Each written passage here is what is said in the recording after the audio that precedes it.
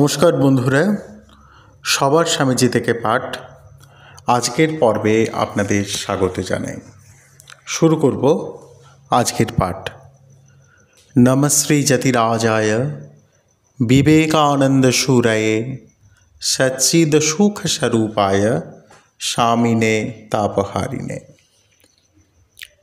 BA পরীক্ষার জন্য টাকা জমা দেওয়ার সময় হয়েছে। নরেন্দ্র সহপাঠীরা সকলেই টাকা জমা দিয়েছে, কেবল হরিদাস ছাড়া। সে বড় গরিব, টাকা জোগাড় করতে পারেনি।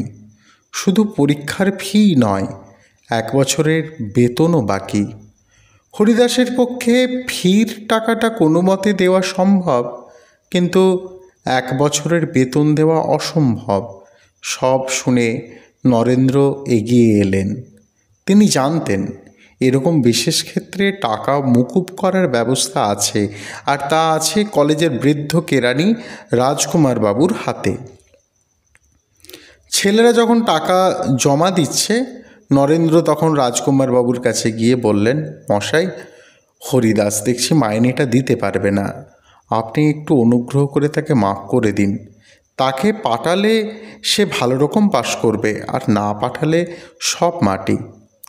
রাজকুমার বাবুর মেজাজ ভালো ছিল না।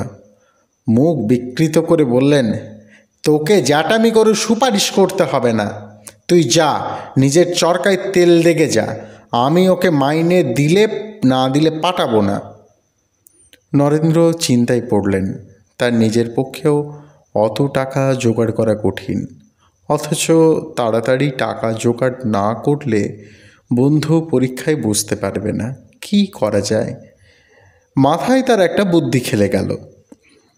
বাড়ি না ফিরে সেদিন সন্ধ্যায় তিনি হেদোর কাছে এক গুলির আড্ডার কাছে অন্ধকারে গা ঢাকা দিয়ে দাঁড়িয়ে রইলেন, আর গুলির দোকানের দিকে যারা আসছে তাদের ভালো করে লক্ষ্য করতে লাগলেন।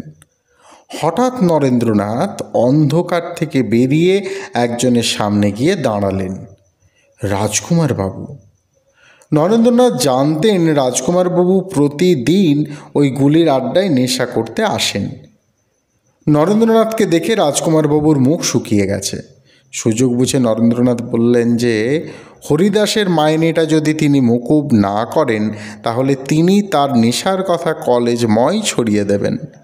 রাজকুমারবাবু তখন বিপদ বুঝে বললেন, বাবা, রাগ করিস কেন? তুই যা বলছিস তাই হবে। তুই যখন বলছিস, আমি কি তা না করতে পারি?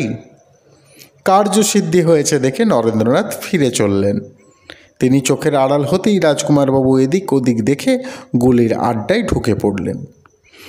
পরদিন সকাল হতে না হতেই নরেন্দ্রনাথ হরিদাসের বাড়িতে গিয়ে বন্ধুকে ডেকে বললেন, ওরে, খুব ফুর্তি কর, তোর মাইনের টাকাটা আর দিতে হবে না। তারপর গত সন্ধ্যার ঘটনাটা আনুপূর্বিক বর্ণনা করে দুজনেই হাসিতে ফেটে পড়লেন।